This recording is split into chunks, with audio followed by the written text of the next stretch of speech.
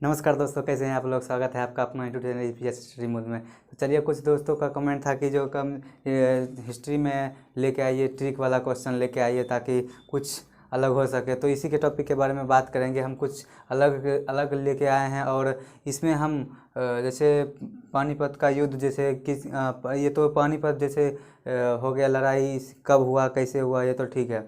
इसके बाद हमने ये भी टॉपिक को जोड़ दिया है ताकि आप लोगों को छोटा सा वीडियो में ज़्यादा से ज़्यादा क्वेश्चन रिकवर हो सके कि किनके और किनके बीच हुआ है। तो ध्यान से प्यारा वीडियो देखते रहिएगा, तब तक लास्ट तक देखिएगा। और चलते हैं मज़ेदार ट्रिक की ओर। तब तक के लिए लाइक और सब्सक्राइब कर लीजिएगा।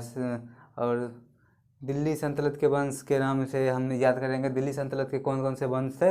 तो इसका याद करने का ट्रिक, फनी ट्रिक है, गुलाब खिले तो सांस ले, गुलाब खिले तो सांस ले। याद कीजिए, कोई दिक्कत नहीं है। सब सारा गुलाम वंश आ गया 1206 ईस्वी से लेके 1290 ईस्वी तक। खी से खिलजी वंश हो गया, खिलजी वंश 1290 से लेके 1320 तक। ये तुगलक वंश हो गया 1320 से लेके 1398 तक। और ये सैयद वंश हो गया 1398 से लेके 1451 वर्ष। उसके बाद लोधी हो गया, लोधी वंश के लिए 1451 से 1526। और 1526 में तो पता ही है, पानीपत का प्रथम युद्ध, और उसे बुनकरों का शहर कहा जाता है, जानते ही हैं। अब 16वीं सदी की लड़ाई बाबर द्वारा लड़े गए। अब देखिए, ये बहुत क्वेश्चन आता है 10th 12th का, कोई भी कंपटीशन के एग्जाम में पूछ लिया जाता है, 1-2 नंबर का यहाँ से आता ही आता है। तो इसको भी ये हम सोचे क्यों ना कॉन्सेप्ट के साथ क्लियर कर ले। तो इसी ट्रिक है, पानी पिया, खाना खाया, चंदा लिया और मर गया। तो इसका याद करने का ट्रिक है, पानी खाना। इसका ट्रिक मैं लिख दिया हूँ, ये 5 से पानीपत की लड़ाई, और ये कब हुआ वो भी लिख दिया हूँ मैं, 1526 ईस्वी में। किनके बाबर ने इब्राहिम लोदी को हराया। मतलब बाबर इब्राहिम लोदी के बीच हुआ, लेकिन हराया बाबर ने इब्राहिम लोदी को हराया। इतना कॉन्सेप्ट क्लियर हुआ, चलिए समझ में आया। उसके बाद खानवा का युद्ध, खानवा की लड़ाई बाबर ने और राणा सांग को हराया। बाबर ने फिर से राणा सांग को, इसका मतलब दूसरा युद्ध जो हुआ वो बाबर और राणा सांग के बीच हुआ। चंदेरी का लड़ाई मेदिनी राय, तो मेदिनी राय किसके और ये हराया। तो बाबर ने फिर से मेदिनी राय को हराया। उसके बाद वही घगर का युद्ध। फिर ये मैंने छोटा छोटा सा कॉमा लगा दिया है ताकि लिखने में थोड़ा शॉर्ट हो सके।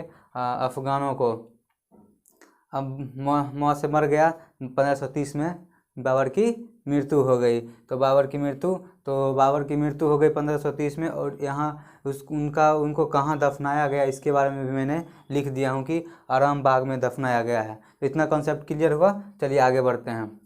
फिर मैं पाकिस्तान में सिंधु सभ्यता के स्थल, ये यहाँ से भी 1-2 नंबर का आ जाता है। तो पाकिस्तान में सिंधु सभ्यता के स्थल, तो हमने ट्रिक बनाया है कि हमको सच पता है। हमको क्या पता है? सच पता है। तो ह से हो गया हड़प्पा, म से मोहनजोदारो, जानते ही हैं। उसके बाद हो गया ये थोड़ा इधर साइड में नहीं हो पाया, तो इसको ऊपर में लिख दिया हूँ, जो लास्ट में इसको होगा। को से कोट दीजी। उसके बाद सौ से सुतकंगे डोर हो गया। इस कॉन्सेप्ट क्लियर है, ये वाला समझ में आ रहा है। चलिए आगे इसको देखते हैं। अब यहाँ पे है क्या, ये भारत में यूरोपीय कंपनी का आगमन, यहाँ से भी एक ना एक क्वेश्चन पूछ लिया जाता है, इसीलिए मैंने मेन टॉपिक को उठाया है हिस्ट्री में। तो यहाँ पर देखिए, यहाँ में पुत्र का अड्डा डैड फंसा, यानी पुत्र किया गलत काम तो उसमें कौन फंसा? पिताजी फंसा, जैसे डैड कहते हैं। तो इसका फनी ट्रिक मैंने बनाया है कि ये पुत्र का, ये तो फनी ट्रिक है, इसमें पुत्र अड्डा, ये डैड फनी, ये सब ट्रिक दे दिया हूँ। पुत्र से पुर्तगाली हो गया। पुर्तगाली कब आया? 1498 ईस्वी में, जो भारत का खोज किया। उसके बाद उसके बाद से अंग्रेजों आया, 1600 ईस्वी में आया। फिर डच आया। ये क्वेश्चन 2-4-3 कंपटीशन में देखा हूँ, पूछ लिया गया, पेपर उठा के देखा हूँ। तो ये डच कंपनी कब आया था, आगमन हुआ, यूरोपीय कंपनी का जो है, इसमें पूछ लिया गया है। तो इसको भी ऐड कर दिया हूँ मैं। उसके बाद ये डैनिश का 1916 में आया, बहुत से फ्रांसीसी जो 1964 में, और 7 से स्वीडिश 1731 में। इतना कॉन्सेप्ट क्लियर हुआ।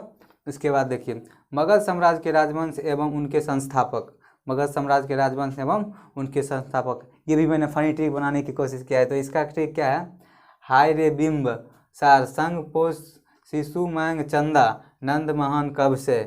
इसका मैं एक ही बार में लाइन में जोड़ दिया हूँ कि हाय रे बिंब, मतलब ये जो साम्राज्य था वो मतलब राजवंश था वो तो ये है, उसके साथ साथ मैं जोड़ दिया हूँ ताकि ये उसके संस्थापक भी हो जाए। तो ह से हो गया हर्यक वंश और बीम से हो गया बिम्बासार। कॉन्सेप्ट क्लियर है। और सा संग, तो सा से हो गया ये संग थोड़ा नहीं आएगा, ये सास और सास हो गया, तो सास से हो गया सतावन और 100 से हो गया सिगमुख। तो उसके बाद ये 100 है, इसको डाउट में मत लीजिएगा। सो अब संग पोष शिशु, संग पोष शिशु है तो संग से शुंग वंश और पोष से सु से संग से संग वंश और पोष से यहाँ पुष्य मित्र वंश, मित्र शुंग। ठीक है, इतना था क्लियर कॉन्सेप्ट। उसके बाद शिशु से हमारा शिशु से आ गया शिशुनाग वंश और इसका संस्थापक भी शिशुनाग वंश ही था। तो इतना तक कॉन्सेप्ट क्लियर हुआ। उसके बाद मयंग चंद नंद महान कब से, तो मैं से मौर्य वंश और चंद से चंद्रगुप्त मौर्य। कॉन्सेप्ट क्लियर हुआ यहाँ से यहाँ तक। उसके बाद नंद वंश, न से नंद और मौ से महान। नंद वंश को कौन किया, महापद्मा नंद। उसके बाद आ गया हमारा लास्ट है कब से, क से आ गया कर्ण वंश और स से आ गया वासुदेव। इतना तक क्लियर है कॉन्सेप्ट। चलिए एक छोटा सा ट्रिक जोड़ने का प्रयास किया हूँ ताकि आप लोगों को क्वेश्चन ज़्यादा से ज़्यादा मिल सके छोटा सा वीडियो में।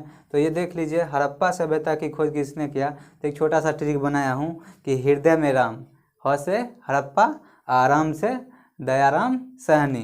तो दयाराम साहनी मैंने लिख दिया। और इसका हड़प्पा सभ्यता का कब से खोदाई चालू हुआ, तो वो 1921 से लेके 1922 तक दयाराम साहनी जो हड़प्पा सभ्यता की खोज किए और इसका काल ये है।